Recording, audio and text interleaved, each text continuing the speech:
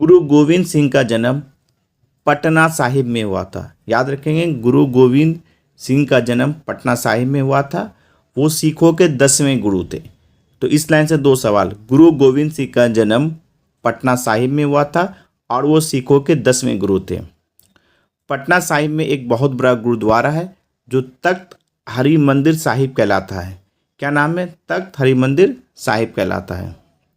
चिपको आंदोलन, इसकी शुरुआत 1730 में हुई थी, खेजी राजस्थान में हुई थी। तो चिपको आंदोलन की शुरुआत 1730 में खेजरी राजस्थान में हुई थी। पेड़ों को बचाने के लिए अमृता देवी के साथ 363 लोगों ने अपने प्राणों की आहुति दे दी थी। वन्य जीव संरक्षण के लिए दिए जाने वाला सर्वश्रेष्ठ पुरस्कार अमृता देवी बिश्नोई वन्य जीव पुरस्कार है। तो यहाँ से कितने सवाल बन गए? चिपको आंदोलन की शुरुआत 1730 में हुई थी। कहाँ से हुई थी? राजस्थान से हुई थी। पेड़ को बचाने के लिए जान दी थी अमृता देवी बिश्नोई ने। ये 3 बात याद रखेंगे। और अमृता देवी पुरस्कार 1994 से शुरू किया गया है। रेगिस्तान ओक, ऊंचाई बहुत ज़्यादा और पत्ते बहुत कम होते हैं। ये पेड़ ऊपर जितना दिखाई देता है उससे 30 गुना इसकी जड़ें जमीन में गहराई तक जाती है। जब कभी इलाके में पानी नहीं होता तो लोग इसके तने से अंदर पाइप डालकर पानी निकाल लेते हैं। रेगिस्तान ओक से जो सवाल बनता है वो आपको स्टेटमेंट टाइप पूछे जाते हैं। पौधों के विभिन्न भागों को भोजन माना जाता है। जैसे अगर आप गाजर, मूली, चुकंदर, शकरकंद, शलजम इसकी जड़ें खाते हैं।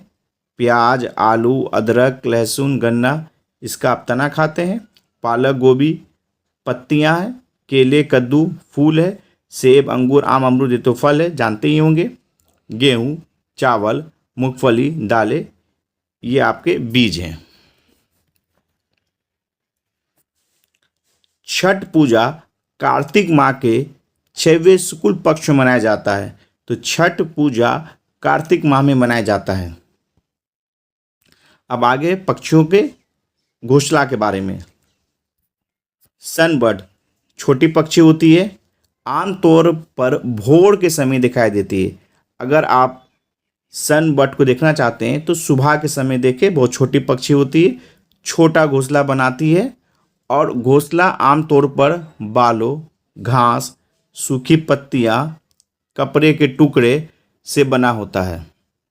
इसका घोंसला एक छोटे पेड़ या झाड़ी की शाखा से लटका रहता है।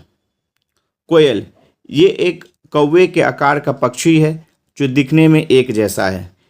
ये अपना घोंसला नहीं बनाती है। तो सीटेट में एक बार क्वेश्चन भी आया था, इनमें से कौन से पक्षी अपना घोंसला नहीं बनाती है?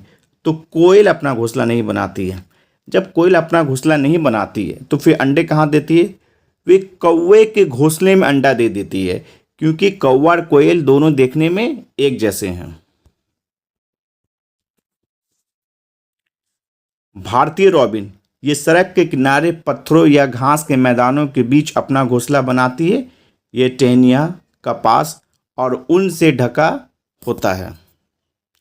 टेलर बर्ड, ये लंबी पूंछ वाले एक छोटा जीव है। ये 2 पत्तियों को आपस में मिलकर घोंसला बनाती है। यह अपने बनाए हुए पत्तों की तह में अपने अंडे देती है।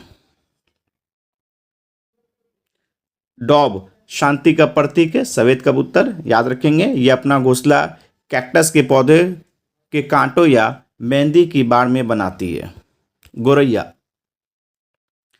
गोरैया और कबूतर किसी अलमारी के ऊपर, शीशे के नीचे कहीं भी अपना घोंसला बना लेती है।